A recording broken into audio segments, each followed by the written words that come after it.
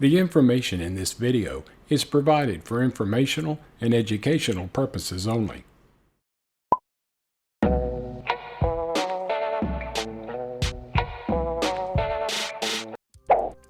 Welcome to Dose of DN, where you'll get a little shot of what my life is like living with SMA.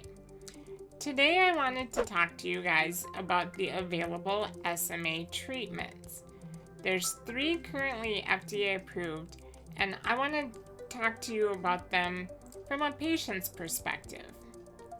Now, of course, I encourage you to talk with your medical professionals to learn more about the treatments and to find what's right for you. But I thought you might just want to hear what's available and how they work from my perspective. The first FDA approved treatment came out in December 23rd, I think, 2016.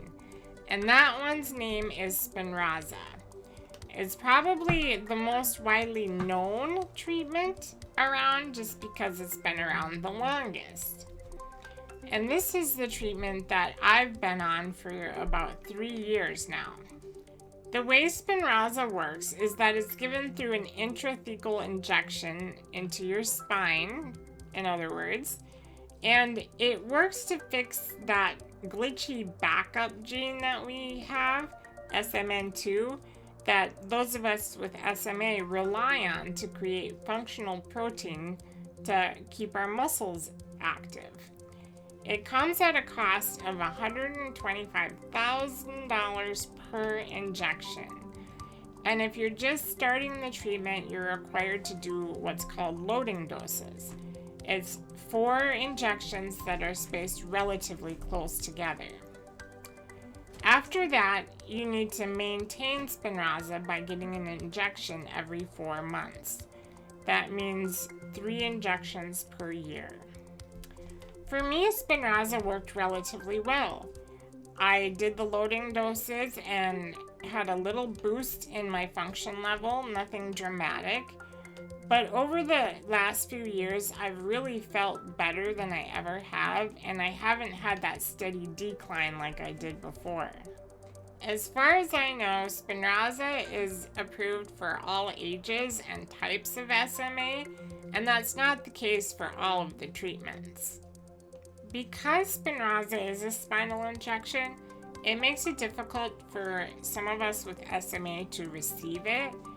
A lot of us have quote-unquote complicated anatomy. I myself have a spinal fusion, so I needed to get my injections through interventional radiology with CT guidance. So that is challenging when you do have SMA.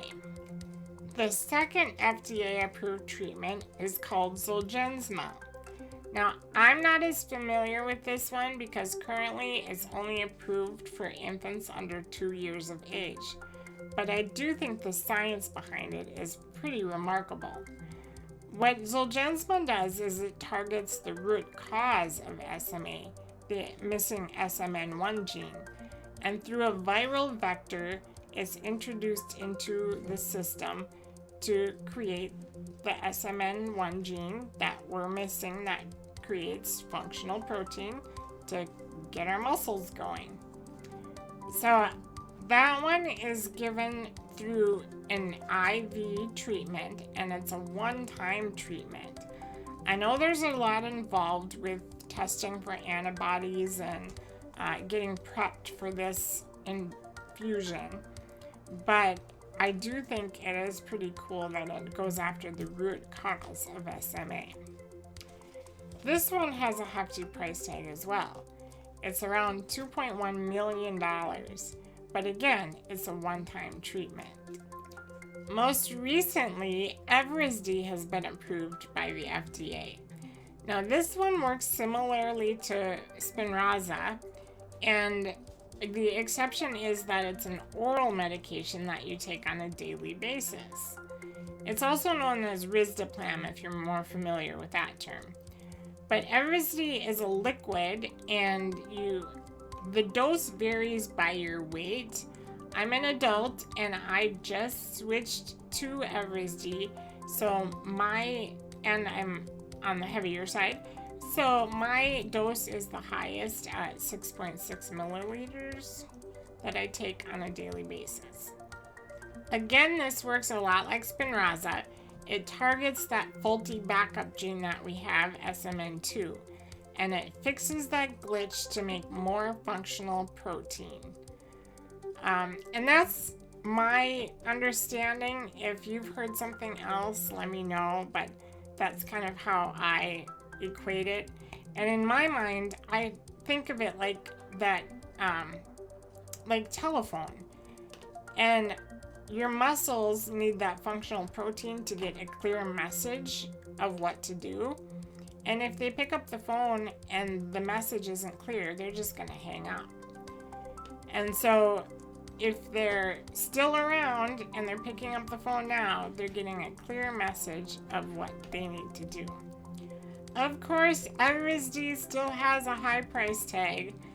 It varies depending on the dosage, but at the maximum dosage, it costs around $340,000 a year.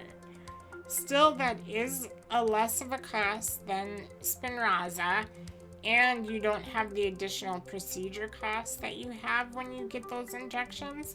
So it is a more reasonable option if you want to think of it that way. I've only been on Evrysdi for a few weeks now, so I can't really attest to the differences between that and Spinraza, but fingers crossed it's comparable and that it's an easier medication to take, and so it'll be better in the long run for me. Like I said, talk with your doctors to see what's right for you. But that's all I have for you guys today. I wanted to just give you a little bit of a rundown on the medications and just so you know what's out there.